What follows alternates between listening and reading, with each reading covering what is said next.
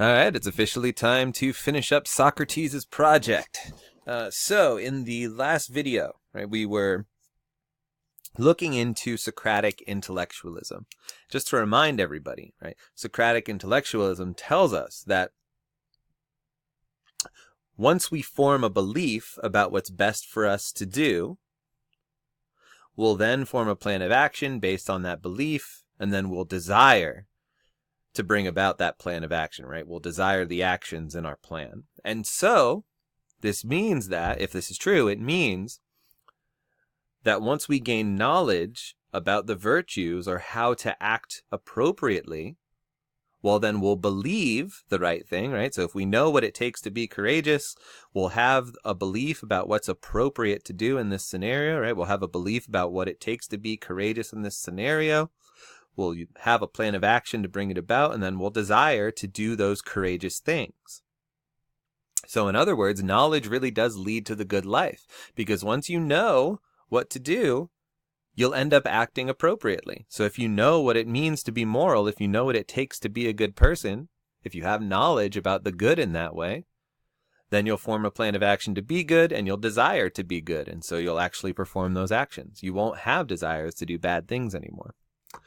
Okay, so that's the rough idea here, right? We can live a good life by gaining knowledge about the virtues, because we'll know the appropriate way to act in a given circumstance, and since our beliefs inform our desires, we'll only form a desire to do what follows from the virtues, and so we'll both be good and live a good life. This is beautiful if it's true, right? Because that means everybody can truly be a great person just by studying or gaining knowledge about what it takes to be good. So if you're disappointed with your life right now, then all you need to do is start gaining wisdom about what it takes to be a virtuous, good person. And then you will realize those things in the world, in your life. Okay, so that's almost the entire picture, but there's still one major portion missing, right? We need knowledge, we need virtue to be teachable, right? Because if virtue is not teachable, then we can never gain knowledge about it, and so the whole process is ruined, right? So we need to prove that virtue can be taught. And this is the other, besides Socratic intellectualism, this is the other main thing happening in the Protagoras, right? So most of the Protagoras is a debate between Protagoras and Socrates, and they're debating whether or not you can teach virtue. Like I just said, if you can't teach virtue, then Socrates' project is doomed. Because if we can't be taught virtue, then we can never become good or live the good life. Unless we just happen to get really lucky and we're born a virtuous person. If we're born vicious or evil and we can't be taught virtue, then we're just sort of stuck there, right? And so we can never live the good life. But if it's teachable, well, then we can fix our beliefs, right? If we're vicious, we can learn what it means to be virtuous. And so we'll abandon our vicious ways and we'll only desire what's good. Now, interestingly, at the beginning of this dialogue, Socrates claims that virtue is not teachable, right? So if Socrates is correct, then the rest of his process is messed up, right? The rest of his process is shot. So what happens? Well, let's look at it, right? So Protagoras is actually the one who claims that virtue can be taught. This is important because Protagoras is a sophist, so he's going around the Mediterranean basin trying to sell his services to the rich, and he claims that he can teach them how to be virtuous people. So Protagoras clearly believes that virtue is teachable, otherwise he's just a big fraud, right? So he has to defend this view.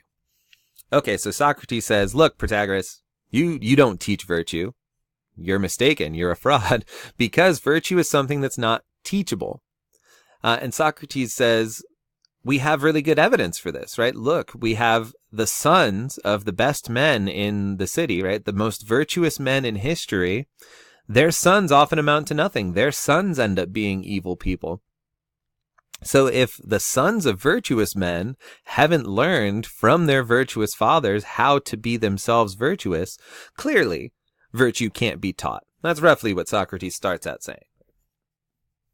Okay, so Protagoras says three things in response to Socrates. First, he says, look, We all act, even you, Socrates, everybody in the city of Athens, everybody in the world, we act as though virtue is teachable, right?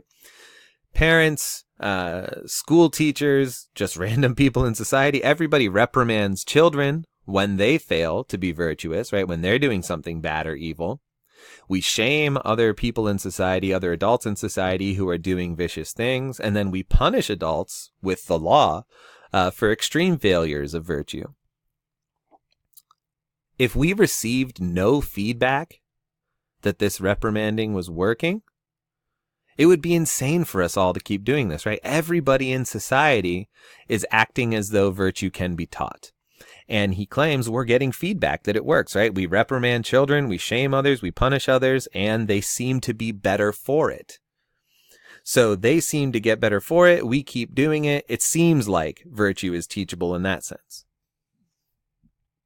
Secondly, and this is closely related to the first point, but he says criminal punishment is only reasonable for its deterrent effect, both on the criminal and society, right? So he's saying, look, punishment for retribution or vengeance is stupid, right? The crime already occurred. You can't undo it. The only reason to really punish people is to deter them from committing that crime in the future and to deter others from society from committing that crime in the future. But deterrence only works if you can teach virtue, right? So if you cannot teach virtue, then punishment would be completely worthless, right? You'd never deter that person from committing crime, and you wouldn't be able to deter anybody else in society from committing that crime. They're just stuck being vicious. We can't teach them to be better, and so our criminal punishment system would be nonsensical. But we don't think it is, right? We punish people, and it seems like it has a deterrent effect on future crime. And then finally, he responds directly to Socrates' evidence argument here about the sons of virtuous men.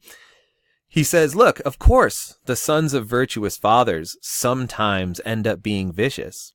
But that's just like every skill humans engage in, right? People have different natural predispositions or natural abilities for learning particular skills. And this applies to virtue too, right? So if literally everyone in society tried to play the flute, right? We trained everybody in flute playing.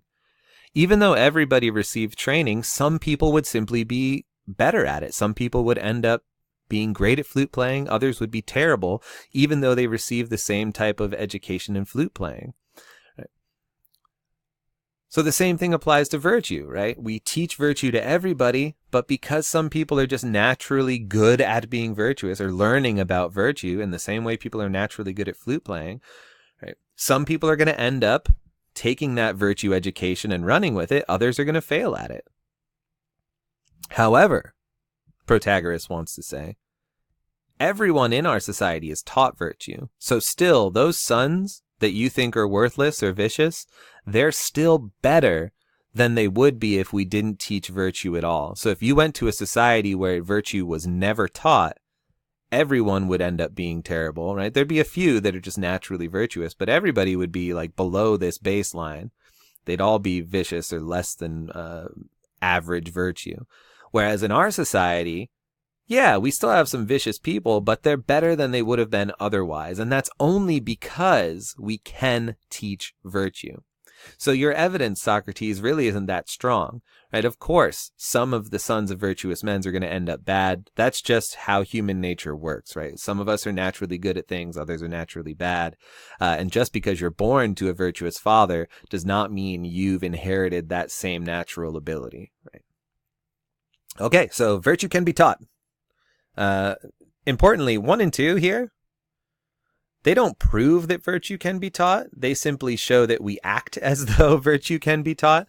But Protagoras is saying, look, we keep acting this way, right? And we wouldn't keep acting this way unless we got some feedback, some positive feedback that the punishment was actually working. Right? So virtue has to be teachable for these reasons, claims Protagoras. Socrates doesn't end up agreeing for all the same reasons Protagoras gives, but eventually Socrates is convinced that virtue is something that's teachable. Okay, and so you'll find it funny, right? He's against sophistry, as we've talked about multiple times. Protagoras is sort of the original sophist. And so even if virtue is teachable, Socrates is still going to say Protagoras is a fraud. He should not be teaching it, because by the end, neither of them really know what virtue is yet, right? So Protagoras is saying, look, I can teach you virtue. And Socrates is like, okay, well, virtue is teachable, but not by Protagoras. He really doesn't know what he's talking about. But ultimately, by the end of this dialogue, Socrates is convinced that virtue can be taught. And why is that? Well, because eventually he ends up saying that each virtue is a type of wisdom, right? So the virtue of courage, here's how it works, right? Being courageous means you have wisdom about what events are appropriate to engage in and what events are appropriate to run away from, right? So courage is simply a knowledge about what's appropriate in certain circumstances. Being good or just, those are all going to be the same way or work the same way, right? You are just or good when you have wisdom about how to act appropriately in ethical matters. So if each virtue is simply a type of wisdom, well, then it can be taught, right? If you can get wisdom about something, then you can learn about it. And so it turns out that virtue can, in fact, be taught. So we've gone through a lot this week. There's been a lot of information. We've been building this big project of Socrates. Here's sort of the final summary, right? This isn't enough. If you just memorize this last slide, you won't be able to sort of ace all of the assignments for the week. But if you need a place to reference, this is it. This is a good summary of the view. Right? In order to live the good life, we must obtain knowledge about the virtues, so that our desires are aimed at only the appropriate actions. That comes from both the Apology and the Protagoras. Secondly, virtue is in fact teachable, and we can arrive at knowledge of the virtues through the examination of our beliefs for inconsistency. And that's what's happening primarily in the Euthyphro, but also through the Protagoras. Right, so if you want to live a good life, you go get knowledge about the virtues. How do you get that knowledge? Well, you do it through that sort of examination of your beliefs for inconsistency, like they were doing in the Euthyphro. Okay, so you go through that process in the Euthyphro. You get knowledge about, let's say, piety. Now you know what it takes to be pious. You're going to believe only what's appropriate in matters regarding piety. And so you'll form a plan of action to act piously or realize that piety. And so then you'll desire to perform only those actions which are pious. And so you will be pious. And so on and so forth with each of the virtues. So by the end, you will in fact be good if you commit your life to gaining knowledge about each of these virtues. Okay, so definitely there's still some major questions to ask about the view, but that's the meat and potatoes of it. That's the crux of the view. Still, Socrates believes in a soul, right? He believes that we will always act in accordance with our beliefs, which, I mean, isn't clear as we saw from some of our examples. But if true, this is a beautiful sort of setup, right? A beautiful theory, right? All we need to do is gain knowledge, and then we can live well, act well, life will be good. So next week we'll be getting into Plato, and Plato is going to keep building upon this, right? He's going to try and prove that this rough process is how it works, and he's going to do that through his theory of the forms. So if you've heard about that, he's basically saying, look, Socrates claimed there was an objective truth out there. He gave us a process for finding it, but he never actually proved those objective truths exist. So now Plato is going to come in and say, look, I can prove to you that those objective truths exist, and I can prove to you that we can get knowledge of them. And so Socrates' process really was quite successful. Okay, that's it for the week. Thank you so much, everyone.